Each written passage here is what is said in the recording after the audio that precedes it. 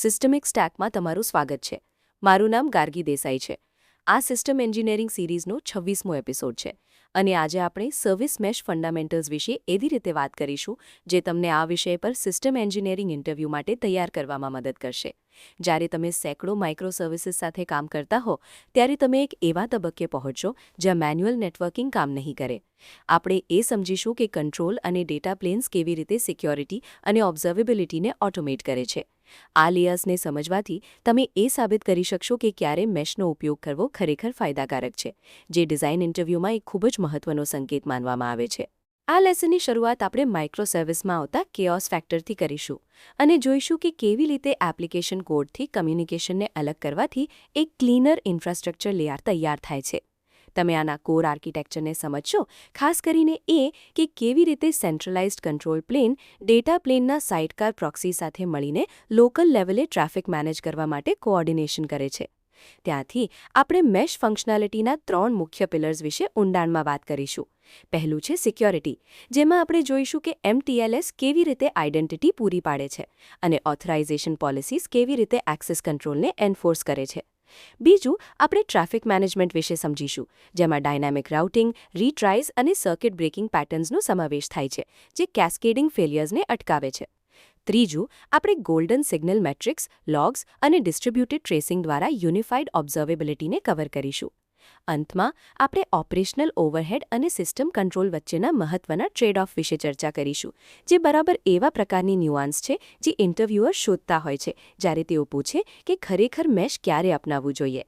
આ લેસનના અંત સુધીમાં તમે ચોક્કસપણે ઓળખી શકશો કે સર્વિસ મેશ ક્યારે માત્ર એક વધારાની કોમ્પ્લેક્સિટી બનવાને બદલે એક જરૂરી એસેટ બની જાય છે. ચાલો એક રિયલ વર્લ્ડ સિચ્યુએશનથી શરૂઆત કરીએ, જેનો સામનો તમારે સિનિયર એન્જિનિયરિંગ ઇન્ટરવ્યૂમાં કરવો પડી શકે છે. કલ્પના કરો કે તમે એક એવી કંપનીમાં છો જ્યાં માઇક્રો સર્વિસીસની સંખ્યા અચાનક 10થી વધીને 200 થઈ ગઈ છે. હવે અત્યાર સુધી તમે રીટ્રાય, સિક્યોરિટી અને લોગિંગ જેવી બાબતો જે રીતે હેન્ડલ કરતા હતા તે હવે કામ નથી કરી રહી. જ્યાં સુધી દરેક ટીમ એક જ લેંગ્વેજ અને લાઇબ્રેરી વાપરતી હોય ત્યાં સુધી બધું બરાબર ચાલે છે. પણ જેવી ટીમો અલગ અલગ ટેકનોલોજી વાપરવાનું શરૂ કરે, તમારું નેટવર્કિંગ લોજિક વેરવિખેર થવા લાગે છે. આ પરિસ્થિતિ સમજવી ખૂબ જરૂરી છે, કારણ કે અહીં મેન્યુઅલ મેનેજમેન્ટની મર્યાદા આવી જાય છે. તમને અલગ અલગ ટાઈમઆઉટ્સ જોવા મળે છે અને મોનિટરિંગમાં એવા બ્લાઇન્ડ સ્પોટ્સ ઊભા થાય છે જે ડિબગિંગને એક દુઃસ્વપ્ન બનાવી દે છે. જો તમે સ્કેલના આ બદલાવને નજરઅંદાજ કરશો તો તમારી સિસ્ટમ ડેથ બાય 1000 કટ્સ જેવી હાલતમાં મુકાઈ જશે, જ્યાં નેટવર્કની નાની એવી ખામી પણ આખી સિસ્ટમને ખોરવી નાખશે અને મોટા આઉટેજ સર્જશે.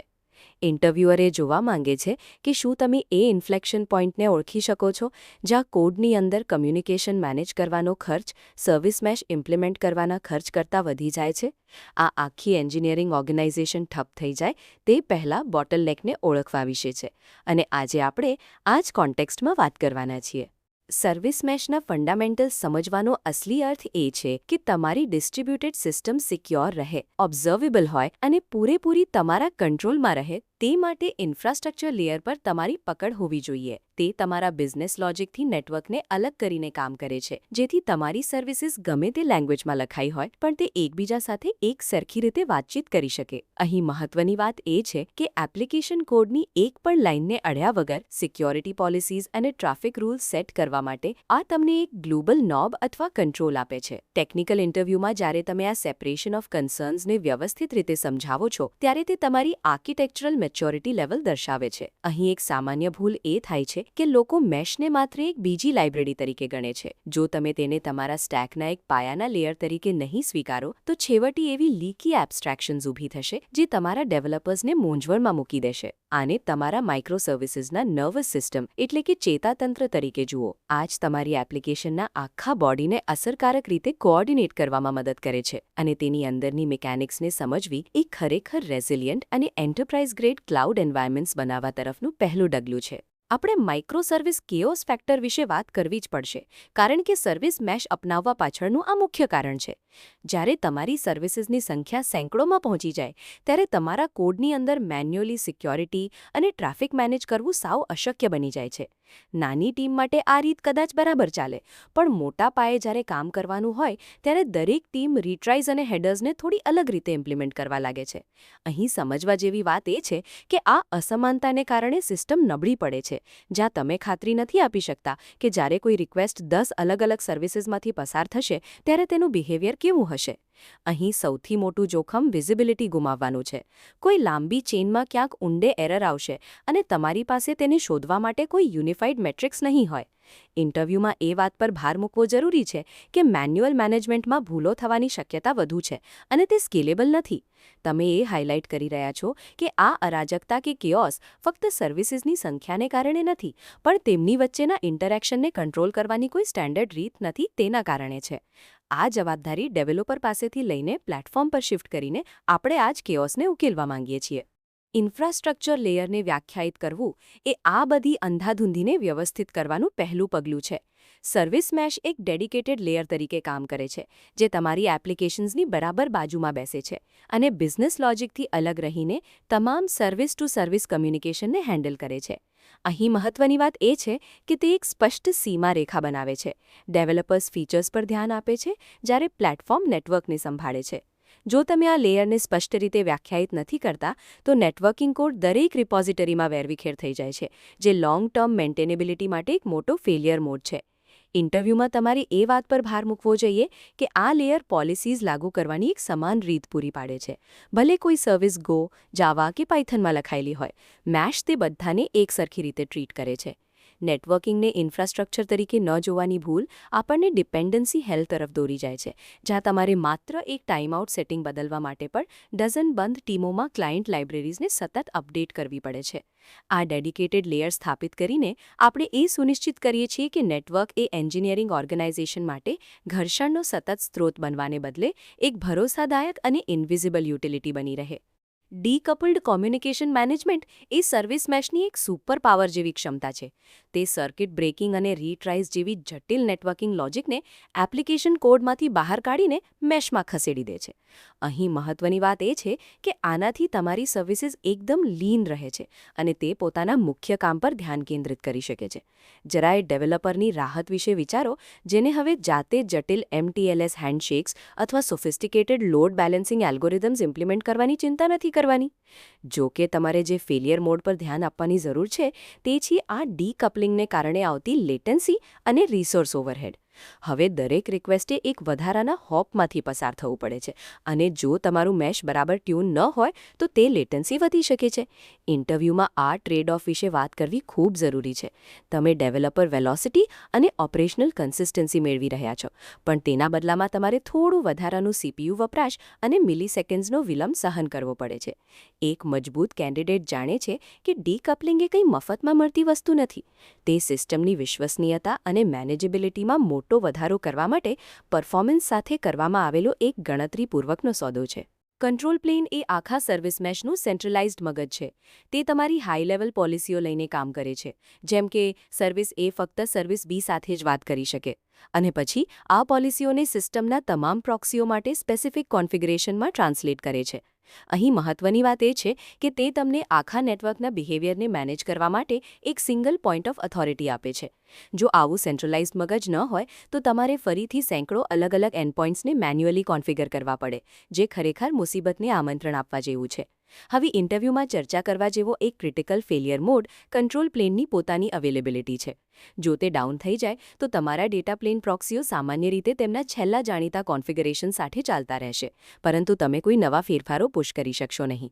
આ સ્ટેલ સ્ટેટ એટલે કે જૂની સ્થિતિ જોખમી બની શકે છે, ખાસ કરીને જ્યારે તમારે કોઈ કોમ્પ્રોમાઇઝ્ડ સર્વિસને તાત્કાલિક બ્લોક કરવાની હોય અથવા કોઈ ઇન્સિડન્ટ દરમિયાન રાઉટિંગ રૂલ બદલવાની જરૂર હોય.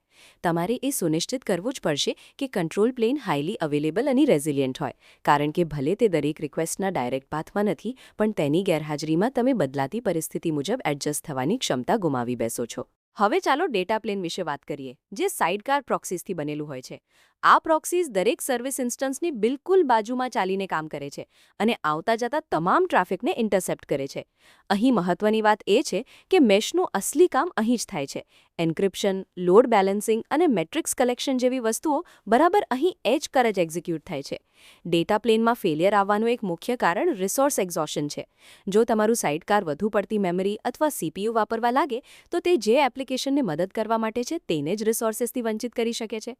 ઇન્ટરવ્યૂમાં તમારે ખાસ જણાવવું જોઈએ કે સાઇડકાર પેટર્નને કારણે જ મેશ લેંગ્વેજ એગ્નોસ્ટિક બની શકે છે, જે આર્કિટેક્ચરની દ્રષ્ટિએ એક મોટી જીત છે. જો કે તમારે સાઇડકાર સ્પ્રોલની સમસ્યા વિશે પણ સાવધ રહેવું પડશે.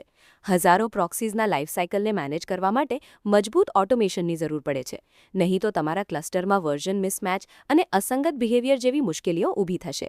ડેટા પ્લેન એ એવી જગ્યા છે જ્યાં બધું પ્રેક્ટિકલી અમલમાં આવે છે, જે કંટ્રોલ પ્લેન દ્વારા નક્કી કરવામાં આવેલી ગ્લોબલ પોલિસીઝનું લોકલ લેવલ પર પાલન કરાવે છે. મ્યુચ્યુઅલ ટીએલએસ અથવા એમટીએલએસ એ એક રીત છે જેના દ્વારા સર્વિસ મેશ આઇડેન્ટિટી અને સિક્યોરિટીને હેન્ડલ કરે છે.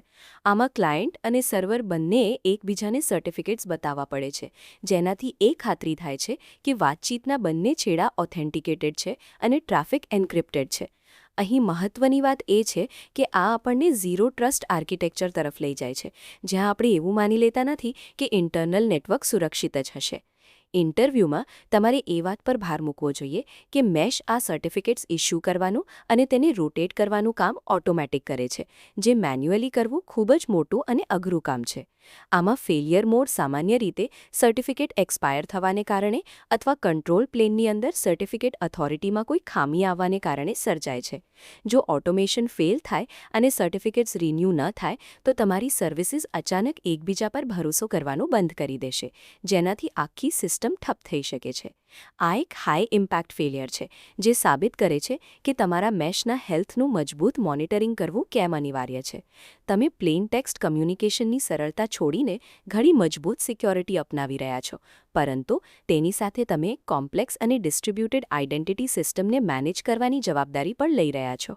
ડાયનેમિક રિક્વેસ્ટ રાઉટિંગ તમને તમારી સિસ્ટમમાં ટ્રાફિક કેવી રીતે ફ્લો થાય છે તેના પર જબરદસ્ત કંટ્રોલ આપે છે. તે એવી રીતે કામ કરે છે કે મેશ રિક્વેસ્ટને બરાબર ક્યાં મોકલવી તે નક્કી કરવા માટે HTTP હેડર્સ અથવા કૂકી ડેટા જેવી વસ્તુઓને ઇન્સ્પેક્ટ કરી શકે છે. અહીં મહત્વની વાત એ છે કે આ AB ટેસ્ટિંગ અથવા કેનરી રિલીઝ જેવી મોડર્ન ડિપ્લોયમેન્ટ સ્ટ્રેટેજીઝનો પાયો છે, જ્યાં તમે કદાચ સર્વિસના નવા વર્ઝન પર માત્ર 5% ટ્રાફિક જ મોકલવા માંગતા હો. એક કોમન ફેલિયર મોડ એ છે કે આ રાઉટિંગ રૂલ્સને ખોટી રીતે કન્ફિગર કરવા, જેના કારણે ટ્રાફિક બ્લેક હોલ સર્જાઈ શકે છે અથવા રિક્વેસ્ટ ખોટા એન્વાયરમેન્ટમાં મોકલાઈ શકે છે. ઇન્ટરવ્યૂમાં ડાયનેમિક રાઉટિંગ કેવી રીતે નવી રિલીઝના જોખમને ઘટાડે છે તે સમજાવવું એ તમારી ઓપરેશનલ સેફટી પ્રત્યેની સમજ બતાવવાની એક સરસ રીત છે. તમે કોઈપણ કોડ ફરીથી ડિપ્લોય કર્યા વગર સેકન્ડોમાં જ ફેલ થઈ રહેલા વર્ઝનથી ટ્રાફિકને દૂર શિફ્ટ કરી શકો છો. હાઈ અવેલેબિલિટી જાળવી રાખવા માટે આ એક પાવરફુલ ટૂલ છે, પરંતુ તમારો ટ્રાફિક ખરેખર તમે ધારો છો ત્યાં જ જઈ રહ્યો છે તેની ખાતરી કરવા માટે ક્લિયર વિઝિબિલિટી હોવી જરૂરી છે. જો આ ફીડબેક લૂપ ન હોય તો ડાયનેમિક રાઉટિંગ કોઈ કોમ્પ્લેક્સ રોલઆઉટ દરમિયાન ઝડપથી મૂંઝવણનું કારણ બની શકે છે.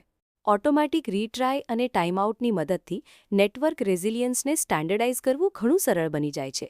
સર્વિસ મેશ આ નિયમોને પ્રોક્સી લેવલ પર લાગુ કરીને કામ કરે છે, જેનાથી દરેક સર્વિસને એક સરખી સેફટી નેટ મળી રહે છે અને ડેવલપર્સે તેના માટે અલગથી કસ્ટમ લોજિક લખવું પડતું નથી. અહીં મહત્વની વાત એ છે કે આ સિસ્ટમ કોઈ એક ધીમી સર્વિસને લાંબા સમય સુધી કનેક્શન પકડી રાખતા અટકાવે છે, જેથી આખી સિસ્ટમ ડાઉન ન થઈ જાય. જો કે ઇન્ટરવ્યૂમાં તમારે એક ખાસ ફેલિયર મોડ વિશે ચોક્કસ જણાવવું જોઈએ, જેને રીટ્રાય સ્ટોર્મ કહેવાય છે. જો કોઈ ડાઉનસ્ટ્રીમ સર્વિસ પહેલેથી જ લોડમાં હોય અને દરેક અપસ્ટ્રીમ સર્વિસ વારંવાર રીટ્રાય કરવાનું શરૂ કરી દે તો તેનાથી પ્રોબ્લેમ વધી શકે છે અને તે સર્વિસ પૂરેપૂરી ઓફલાઈન થઈ શકે છે. એટલા માટે જ રીટ્રાયની સાથે જીટર અને બેક ઓફ સ્ટ્રેટેજીનો ઉપયોગ કરવો ખૂબ જરૂરી છે. આપણો ગોલ નાના મોટા ટેમ્પરરી પ્રોબ્લેમ સામે ટકી રહેવાનો છે, નહીં કે પરિસ્થિતિને વધુ બગાડવાનો. જ્યારે તમને સિસ્ટમ ડિઝાઇન ઇન્ટરવ્યૂમાં આ વિશે પૂછવામાં આવે ત્યારે હંમેશા એ વાતનો ઉલ્લેખ કરજો કે મેશ દ્વારા રીટ્રાય ઉમેરવું સરળ તો છે, પણ તમારે તેના કોન્ફિગરેશનમાં સાવધ રહેવું પડે, જેથી તમે ભૂલથી તમારા પોતાના ઇન્ફ્રાસ્ટ્રક્ચર પર જ DOS અટેક ન કરી બેસો. આ બધું પર્સિસ્ટન્સ અને આખી સિસ્ટમની સ્ટેબિલિટી વચ્ચે બેલેન્સ જાળવવા વિશે છે. ફેલઓવર અને સર્કિટ બ્રેકિંગ એ કેસ્કેડિંગ ફેલિયર સામે તમારી રક્ષા કરવા માટેની છેલ્લી હરોળ છે. આ સિસ્ટમ એવી રીતે કામ કરે છે કે મેશ સતત સર્વિસ ઇન્સ્ટન્સના હેલ્થનું મોનિટરિંગ કરે છે અને જો ફેલિયર રેટ એક ચોક્કસ લિમિટ કે થ્રેશોલ્ડથી વધી જાય તો તે સર્કિટ બ્રેકરને ટ્રિપ કરી દે છે. અહીં મહત્વની વાત એ છે કે આનાથી ફેલ થઈ રહેલી સર્વિસ પર રિક્વેસ્ટ્સનો મારો અટકી જાય છે, જેનાથી તેને રિકવર થવાનો મોકો મળે છે અને બાકીની સિસ્ટમ પણ સુરક્ષિત રહે છે. ઇન્ટરવ્યૂમાં એ વાત પર ખાસ ભાર મૂક્યો કે આ રીતે તમે ગ્રેસફુલ ડિગ્રેડેશન મેળવી શકો છો. આખી સિસ્ટમ હેંગ થઈ જાય તેના કરતાં કંટ્રોલ્ડ એરર રિટર્ન કરવી વધારે સારી છે. એક ફેલિયર મોડ જેના વિશે તમારે સાવધ રહેવું જોઈએ તે છે આ થ્રેશોલ્ડને ખૂબ જ અગ્રેસિવ રીતે સેટ કરવા. જો તમે લિમિટ બહુ ટાઈટ રાખશો તો લેટન્સીમાં સામાન્ય વધારો થવા પર પણ તે હેલ્ધી ઇન્સ્ટન્સને બહાર કાઢી શકે છે, જેના કારણે જ્યારે તમારે કેપેસિટીની સૌથી વધુ જરૂર હોય ત્યારે જ તે ઘટી જાય છે. બીજી બાજુ જો તમે તેને બહુ હાઈ સેટ કરશો તો સાચા ક્રાઇસિસ વખતે તે કોઈ કામમાં નહીં આવે. આને બરાબર સેટ કરવા માટે તમારી સર્વિસના બેઝલાઇન પરફોર્મન્સની ઊંડી સમજ હોવી જરૂરી છે. જ્યારે તમે સમજાવી શકો કે મેશ કેવી રીતે લોડ બેલેન્સિંગ પૂલમાંથી અનહેલ્ધી પોડને બહાર કાઢે છે, ત્યારે તમે એ સાબિત કરો છો કે તમારી પાસે એવી ઓપરેશનલ વિચારસરણી છે જે ટોપ ટાયર કંપનીઓ શોધી રહી હોય છે. સર્વિસ મેશનો સૌથી મોટો અને તાત્કાલિક ફાયદો એ છે કે તેમાં મેટ્રિક્સનું કલેક્શન એક જ જગ્યાએથી એટલે કે યુનિફાઈડ રીતે થાય છે. આ સિસ્ટમમાં દરેક sidecar proxy automatically 4 golden signals record કરે છે: લેટન્સી, ટ્રાફિક, એરર્સ અને સેચ્યુરેશન. અહીં મહત્વની વાત એ છે કે તમારે ડેવલપર્સને દરેક એન્ડપોઇન્ટ માટે મેન્યુઅલી ઇન્સ્ટ્રુમેન્ટેશન કરવાનું કહેવું નથી પડતું, છતાં તમને આખી સિસ્ટમની હેલ્થનો એક સરખો અને કમ્પ્લીટ વ્યૂ મળે છે. ઇન્ટરવ્યૂમાં ખાસ એ વાત હાઇલાઇટ કરજો કે આ ફીચર કેવી રીતે મિસિંગ મેટ્રિક્સની સમસ્યાને સોલ્વ કરે છે, જે સામાન્ય રીતે મોટા માઇક્રોસર્વિસ આર્કિટેક્ચરમાં જોવા મળતી હોય છે. જો કે અહીં એક મોટો ફેલિયર મોડ મેટ્રિક કાર્ડિનાલિટી એક્સપ્લોઝનનો છે. જો તમે આ ડેટાને લેબલ કરવામાં અને સ્ટોર કરવામાં સાવચેતી નહીં રાખો તો સેંકડો પ્રોક્સીઓમાંથી આવતા મેટ્રિક્સનો જથ્થો તમારી મોનિટરિંગ સિસ્ટમને ઠપ કરી શકે છે અને સ્ટોરેજ પાછળ મોટો ખર્ચ કરાવી શકે છે. તમારે ઝીણવટભરી વિગતો અને ઓપરેશનલ ઓવરહેડ વચ્ચે યોગ્ય બેલેન્સ જાળવવું પડશે. જ્યારે તમે દરેક સર્વિસ લિંક માટે સ્ટેન્ડર્ડ ડેશબોર્ડ હોવાના મહત્વ વિશે વાત કરો છો, ત્યારે તમે એ સાબિત કરો છો કે તમે સમજો છો કે લાંબા ગાળે કોમ્પ્લેક્સ અને ડિસ્ટ્રિબ્યુટેડ સિસ્ટમ્સને મેન્ટેન કરવા માટે ઓબ્ઝર્વેબિલિટી કેટલી જરૂરી છે. સ્ટેન્ડર્ડાઇઝ્ડ એક્સેસ લોગ્સ તમારા મેશમાં થતી દરેક ઇન્ટરેક્શન માટે એક સ્પષ્ટ અને કન્સિસ્ટન્ટ ઓડિટ ટ્રેલ પૂરી પાડે છે. આ સિસ્ટમ એવી રીતે કામ કરે છે કે જેમાં પ્રોક્સીઝ એક સરખા ફોર્મેટમાં લોગ્સ જનરેટ કરે છે, જેમાં સોર્સ, ડેસ્ટિનેશન, રિસ્પોન્સ કોડ અને રિક્વેસ્ટ ડ્યુરેશન જેવી વિગતો કેપ્ચર કરવામાં આવે છે. અહીં મહત્વની વાત એ છે કે જ્યારે તમે કોઈ ક્રોસ સર્વિસ ઇશ્યુને ડીબગ કરી રહ્યા હો ત્યારે તમારે 5 અલગ અલગ ટીમોના અલગ અલગ લોગ ફોર્મેટને સમજવામાં સમય બગાડવો ન પડે. તમને જે થયું છે તેની એક સચોટ અને સળંગ સ્ટોરી મળવી જોઈએ. ઇન્ટરવ્યૂના દૃષ્ટિકોણથી જોઈએ તો અહીં ચર્ચા કરવા જેવો ફેલિયર મોડ એ લોગ્સનો વિશાળ વોલ્યુમ અને તેના કારણે સર્જાતી ઇન્જેક્શન બોટલનેક છે. દરેક સિંગલ રિક્વેસ્ટને લોગ કરવી ખૂબ જ મોંઘી પડી શકે છે અને તે તમારી લોગિંગ પાઇપલાઇનના પરફોર્મન્સને પણ અસર કરી શકે છે. મજબૂત કેન્ડિડેટ્સ અહીં સેમ્પલિંગ સ્ટ્રેટેજીઝ વિશે વાત કરશે, જેમ કે તમામ એરર્સને કેપ્ચર કરવાની સાથે સક્સેસફુલ રિક્વેસ્ટ્સના માત્ર અમુક ટકા હિસ્સાને જ લોગ કરવો. આનાથી તમને ડીબગિંગ અને ઓડિટિંગ માટે જરૂરી વિઝિબિલિટી મળી રહે છે અને તે પણ બજેટ ખોરવ્યા વગર કે નેટવર્કને ધીમું પાડ્યા વગર. આ ડેટા કલેક્શન બાબતે પ્રેક્ટિકલ બનવા વિશે છે, જેથી તમારા લોગ્સ એક ઉપયોગી ટૂલ બની રહે, નહીં કે ખર્ચાળ અવાજનો એક નકામો પહાડ. ડિસ્ટ્રિબ્યુટેડ રિક્વેસ્ટ ટ્રેસિંગ એક એવી ટેકનિક છે જેનાથી તમે ઘણી બધી માઇક્રોસર્વિસીસ વચ્ચે એક સિંગલ રિક્વેસ્ટનો આખો રસ્તો ફરીથી ટ્રેસ કરી શકો છો. આ સિસ્ટમમાં જ્યારે કોઈ રિક્વેસ્ટ આગળ વધે ત્યારે મેશ તેમાં યુનિક ટ્રેસ હેડર્સ ઇન્જેક્ટ કરે છે અને તેને આગળ પ્રોપગેટ કરે છે. અહીં સમજવા જેવી વાત એ છે કે કોઈ કોમ્પ્લેક્સ એન્વાયરમેન્ટમાં યુઝરનું એક નાનું એક્શન કદાચ 20 અલગ અલગ સર્વિસીસ સુધી જઈ શકે છે અને ટ્રેસિંગ વગર તમારી પાસે એ જાણવાનો કોઈ રસ્તો નથી હોતો કે સિસ્ટમમાં સ્લોનેસ કે લેગ ખરેખર ક્યાંથી આવી રહ્યો છે. ટેકનિકલ ઇન્ટરવ્યૂમાં તમારે ખાસ ફેલિયર મોડ વિશે જણાવવું જરૂરી છે અને તે છે હેડર પ્રોપગેશન. ભલે મેશ બધું ભારે કામ સંભાળી લેતું હોય, પણ એપ્લિકેશન કોડે હજુ પણ ઇનકમિંગ રિક્વેસ્ટમાંથી તે હેડર્સને લઈને આઉટગોઈંગ કોલ્સમાં પાસ કરવા પડે છે. જો કોઈ ડેવલપર આ કરવાનું ભૂલી જાય તો ટ્રેસ ત્યાં જ તૂટી જાય છે અને તમે વિઝિબિલિટી ગુમાવી બેસો છો. આ એક એવી સામાન્ય ભૂલ છે જે સાબિત કરે છે કે મેશ હોવા છતાં પણ એપ્લિકેશન તરફથી થોડા સહકારની જરૂર તો પડે જ છે. ડિસ્ટ્રિબ્યુટેડ સિસ્ટમમાં પરફોર્મન્સ બોટલનેક્સને સાચી રીતે સમજવા માટે ટ્રેસિંગ જ એકમાત્ર રસ્તો છે અને તેમાં માસ્ટરી મેળવવી એ એક સિનિયર સિસ્ટમ એન્જિનિયરની ઓળખ છે. સર્વિસ મેશમાં સિક્યોરિટી એટલે માત્ર એન્ક્રિપ્શન જ નહીં, પણ તેનાથી આગળ વધીને ફાઇન ગ્રેન્ડ એક્સેસ કંટ્રોલ વિશે છે. આ સિસ્ટમ ઓથોરાઇઝેશન પોલિસીઝ લાગુ કરીને કામ કરે છે, જે ચોક્કસપણે નક્કી કરે છે કે કઈ સર્વિસને કઈ એપીઆઈ કોલ કરવાની પરવાનગી છે. અહીં મહત્વની વાત એ છે કે તે નેટવર્ક લેવલ પર પ્રિન્સિપલ ઓફ લીસ્ટ પ્રિવિલેજ એટલે કે ઓછામાં ઓછા અધિકારો આપવાના સિદ્ધાંતને મજબૂત બનાવે છે. આનાથી એ સુનિશ્ચિત થાય છે કે જો કોઈ એક સર્વિસ કોમ્પ્રોમાઇઝ થઈ જાય અથવા હેક થઈ જાય તો પણ અટેકર તમારી સિસ્ટમમાં આસાનીથી લેટરલી મૂવ ન કરી શકે, એટલે કે એક સર્વિસમાંથી બીજી સર્વિસમાં ન ઘૂસી શકે. ઇન્ટરવ્યૂમાં તમારે ખાસ જણાવવું જોઈએ કે આ પોલિસીઝનું મેનેજમેન્ટ સેન્ટ્રલી થાય છે, પણ તેનો અમલ સાઇડકાર પ્રોક્સીઝ દ્વારા લોકલી કરવામાં આવે છે. આમાં એક મોટો ફેલિયર મોડ મિસકોન્ફિગરેશનનો છે, જ્યાં કોઈ પોલિસી જરૂર કરતાં વધુ કડક હોય અને ભૂલથી લેજિટિમેટ ટ્રાફિકને બ્લોક કરી દે, જેના કારણે પ્રોડક્શન આઉટેજ આવી શકે છે. તમારે એ પણ ધ્યાનમાં રાખવું પડશે કે જેમ જેમ તમારી સિસ્ટમ મોટી થતી જાય તેમ આ પોલિસીઝને મેનેજ કરવાનું કામ જટિલ બનતું જાય છે. જો તમારી પાસે ક્લિયર ઓનરશિપ અને નેમિંગ કન્વેન્શન્સ નહીં હોય તો તમારા સિક્યોરિટી રૂલ્સ એટલા ગૂંચવાઈ જશે કે કોઈને કંઈ સમજાશે નહીં. આપણો ગોલ તમારી એપીઆઈઝની આસપાસ એક એવું રિંગ ઓફ પ્રોટેક્શન બનાવવાનું છે જે મજબૂત પણ હોય અને મેન્ટેન કરી શકાય તેવું પણ હોય, જેથી તમને ખાતરી રહે કે તમારો ડેટા ફક્ત એવી જ સર્વિસીસ એક્સેસ કરી રહી છે જેને તેની ખરેખર જરૂર છે. ઇન્ટરવ્યૂ માટે સૌથી મહત્વની વાત એ જાણવી છે કે સર્વિસ મેશ ક્યારે ના અપનાવવી જોઈએ. જ્યારે તમારી પાસે મોટી અને જટિલ સિસ્ટમ હોય ત્યારે તે સૌથી વધુ ઉપયોગી છે, પણ તેની પાછળનો ખર્ચ અને મહેનત પણ વાસ્તવિક છે. અહીં સમજવા જેવી વાત એ છે કે મેશના કારણે ઓપરેશનલ કોમ્પ્લેક્સિટી, લેટન્સી અને રિસોર્સનો ખર્ચ વધે છે. જો તમારી પાસે માત્ર 5 માઇક્રો સર્વિસીસ હોય તો મેશનો ઉપયોગ ચોક્કસપણે જરૂર કરતાં વધારે પડતો ગણાશે. ઘણી સંસ્થાઓમાં એક મોટી ભૂલ રિઝ્યુમ ડ્રિવન ડેવલપમેન્ટની જોવા મળે છે, જ્યાં ટીમો માત્ર ટ્રેન્ડમાં હોવાને કારણે મેશ અપનાવે છે, પણ પછી ખબર પડે છે કે તેનાથી તેમની સાદી સિસ્ટમ મેનેજ કરવી વધુ અઘરી બની ગઈ છે. ઇન્ટરવ્યૂમાં તમે એ દલીલ કરીને સારા પોઈન્ટ્સ મેળવી શકો છો કે મેશ ત્યારે જ લાવવી જોઈએ જ્યારે મેન્યુઅલી કમ્યુનિકેશન મેનેજ કરવાની તકલીફ મેશ ચલાવવાના ખર્ચ કરતાં વધી જાય. આનાથી તમે સાબિત કરો છો કે તમે એવા આર્કિટેક્ટ છો જે માત્ર નવી ટેકનોલોજી વિશે જ નહીં પણ બિઝનેસના ફાયદા અને ગ્રાઉન્ડ રિયાલિટી વિશે પણ વિચારે છે. હંમેશા ઓબ્ઝર્વેબિલિટી અને સિક્યોરિટીના ફાયદાઓને વધતા જતા કોગ્નિટિવ લોડ અને ઇન્ફ્રાસ્ટ્રક્ચરના ખર્ચ સામે તોલીને જુઓ. મેશ અપનાવવાનો સાચો સમય ત્યારે છે જ્યારે તમારું કેઓસ ફેક્ટર ખરેખર તમને ઝડપથી આગળ વધતા અને સિસ્ટમને રિલાયબલ રાખતા અટકાવતો હોય. તો આપણે જોયું કે કેવી રીતે સર્વિસ મેશ તમારા એપ્લિકેશન કોડમાંથી કમ્યુનિકેશનને અલગ કરીને માઇક્રો સર્વિસની અંધાધૂંધીને અસરકારક રીતે કાબૂમાં રાખે છે. મારો કહેવાનો મતલબ એ છે કે દરેક અલગ અલગ સર્વિસમાં રીટ્રાઇઝ અને સિક્યોરિટી ઉમેરવાને બદલે તમે તેને ગ્લોબલી હેન્ડલ કરવા માટે આ ડેડિકેટેડ ઇન્ફ્રાસ્ટ્રક્ચર લેયરનો ઉપયોગ કરી રહ્યા છો. આ 2 પાર્ટ આર્કિટેક્ચર યાદ રાખજો. કંટ્રોલ પ્લેન પોલિસી માટે તમારા સેન્ટ્રલ બ્રેન તરીકે કામ કરે છે, જ્યારે ડેટા પ્લેન એક્ચ્યુઅલ ટ્રાફિકને મેનેજ કરવા માટે સાઇડકાર પ્રોક્સીનો ઉપયોગ કરે છે. આ સેટઅપ જ આઇડેન્ટિટી માટે MTLS અને કેનરી રિલીઝ જેવા એડવાન્સ રાઉટિંગ પેટર્નને શક્ય બનાવે છે. જ્યારે તમે ઇન્ટરવ્યૂમાં હોવ ત્યારે ઓપરેશનલ ટ્રેડ ઓફ વિશે સમજાવવા માટે તૈયાર રહેજો. તમે ઓબ્ઝર્વેબિલિટી અને ગવર્નન્સમાં મોટા ફાયદા મેળવવા માટે થોડી કોમ્પ્લેક્સિટી સ્વીકારી રહ્યા છો.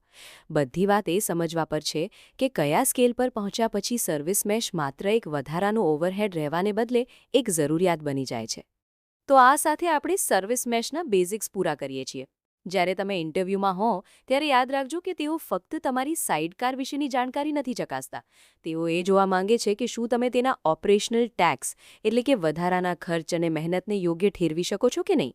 તમારી 3 મુખ્ય બાબતો યુનિફાઇડ મેટ્રિક્સ, સ્ટેન્ડર્ડાઇઝ્ડ લોગિંગ અને ડિસ્ટ્રિબ્યુટેડ ટ્રેસિંગને વધારાની લેટન્સી અને કોન્ફિગરેશનના ભાર સામે તોલવી પડશે. એક મજબૂત જવાબ એ જ ગણાશે જેમાં તમે એ બતાવી શકો કે આ બધી મહેનત ક્યારે ફાયદાકારક બને છે. એટલે સીધા જ મેશનો ઉપયોગ કરવાનું શરૂ ન કરી દો. હવે જો તમારે આમાં વધુ ઊંડાણપૂર્વક સમજવું હોય તો આર્કિટેક્ચરના આવા વધુ બ્રેકડાઉન્સ માટે સબસ્ક્રાઇબ કરવાનું ભૂલતા નહીં. તમારી સાથે આ ચર્ચા કરીને ખૂબ આનંદ થયો. તમારી સિસ્ટમ ડિઝાઇન પ્રેપરેશન માટે ઓલ ધ બેસ્ટ.